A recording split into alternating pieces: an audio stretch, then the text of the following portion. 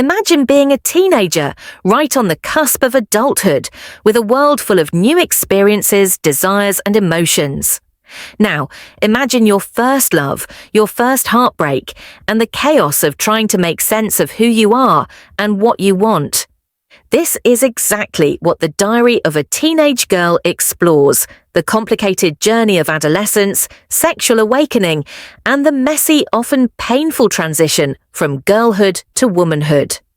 Set in 1970s San Francisco, The Diary of a Teenage Girl follows 15-year-old Minnie Gertzi, played by Belle Powley, as she navigates the turbulent waters of growing up, identity, and relationships. If you've ever wondered what it's like to be caught between childhood and adulthood, to deal with feelings that you're not sure how to handle, then this film is for you. It's raw, unfiltered, and takes a deep dive into the confusions of youth. Let's talk about Minnie's story and how it's one of the most complicated yet deeply relatable coming-of-age films you'll ever see. From the opening scene, we're introduced to Minnie, a girl who is highly intelligent but emotionally vulnerable. She's curious about life, and more specifically, about love and sexuality. Her world is complicated by the presence of her mother, Charlotte, played by Kristen Wiig, who is emotionally unavailable and often caught up in her own struggles with addiction. Minnie doesn't have the support she needs at home, which only intensifies her confusion as she navigates her developing sexuality. In her quest for identity, she often feels abandoned, isolated, and left to her own devices. Minnie's lack of a solid emotional foundation leaves her to explore her desires on her own terms, even if it means making questionable decisions. Now, let's talk about the central and arguably the most controversial relationship in this film, the one between Minnie and Monroe, played by Alexander Skarsgård, her mother's boyfriend. Minnie's attraction to Monroe is at once innocent and disturbing. He is charismatic, charming, and much older than Minnie. At the same time, he's emotionally distant, self-involved, and ultimately a reflection of her longing for attention and affection. This relationship, as inappropriate as it is complicated by Minnie's deep emotional need for validation. She doesn't just want Monroe's attention because she's attracted to him. She craves his approval, his affection, and the feeling that someone cares for her. When Monroe reciprocates Minnie's feelings, the lines between right and wrong blur. Their affair starts with a stolen kiss, but quickly escalates into a physical relationship. But as they continue, it becomes clear that Monroe is not the loving, supportive partner that Minnie imagines him to be. He is a broken man, struggling with his own issues, and not the emotionally available figure that Minnie believes she needs. Their relationship is built on a foundation of confusion, miscommunication, and misplaced desires. Minnie's journey of self-discovery is documented through her diary. This diary becomes her sanctuary, the place where she can express all the thoughts and feelings she can't share with anyone else. It's where she pours out her fears, her confusions, her longings, and even her guilt. Through her journal, Minnie begins to make sense of her relationship with Monroe and her complicated feelings for him. The diary serves not just as a chronicle of her experiences, but as a tool for Minnie to gain some sense of control over the chaos of her emotions.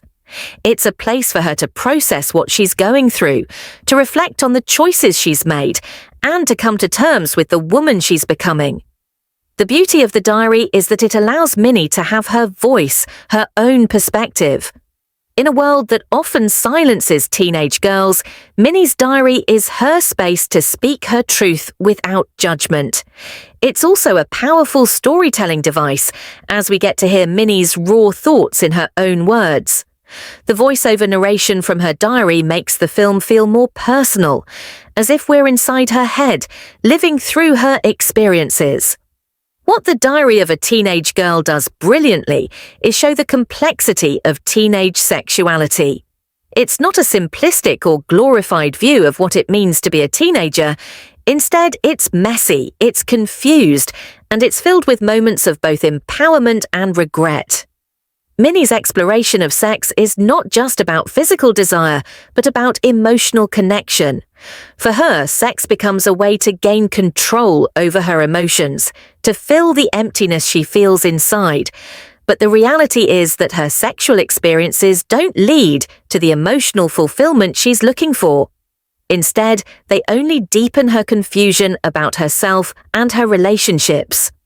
Her affair with Monroe, in particular, serves as a metaphor for the way many teenagers view sex and relationships.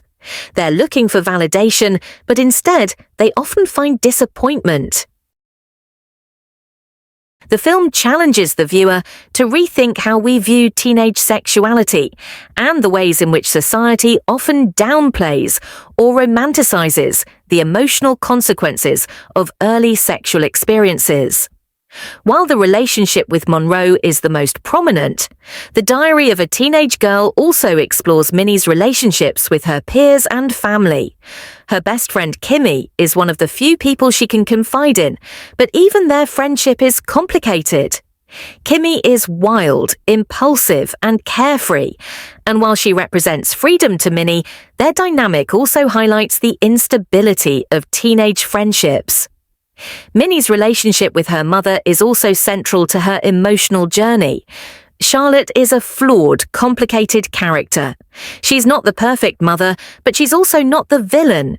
She's an alcoholic, self-absorbed, and often unavailable to Minnie, but there are moments when her vulnerability shines through. Minnie's attempts to confront her mother about her affair with Monroe are met with resistance and confusion, and this only deepens her emotional isolation. Minnie craves her mother's love and approval, but she is left to deal with the emotional fallout of her actions on her own. As the film progresses, Minnie begins to come to terms with the choices she's made. Her relationship with Monroe falls apart, and she's left to face the consequences of her actions.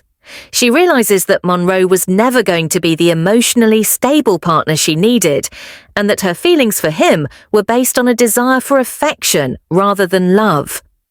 By the end of the film, Minnie starts to see herself more clearly. She's not defined by her sexual experiences or the mistakes she's made. Instead, she is an intelligent, thoughtful young woman, capable of making her own decisions and learning from her past.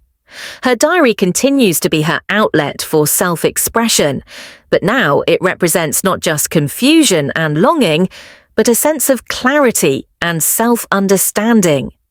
The Diary of a Teenage Girl is a raw, unflinching portrayal of the complexities of growing up. It explores sexuality, identity, family, and relationships in a way that few coming-of-age films dare to. It doesn't shy away from the messiness of adolescence, and it doesn't offer simple answers. Instead, it allows the viewer to see the journey of a young girl trying to make sense of herself and the world around her. The film is a powerful reminder that growing up is not a linear process. It's full of mistakes, confusion, and self-discovery. And in the end, it's about finding a way to reconcile all the parts of yourself, the good, the bad, and everything in between. If you've ever struggled with your own identity or tried to make sense of your place in the world, The Diary of a Teenage Girl is a film that will resonate deeply. Have you seen The Diary of a Teenage Girl? What did you think about Minnie's journey and the way the film tackled the complexities of adolescence? Share your thoughts in the comments below, and don't forget to subscribe to Movies Review for more in-depth reviews and discussions of films that tackle real, raw human experiences.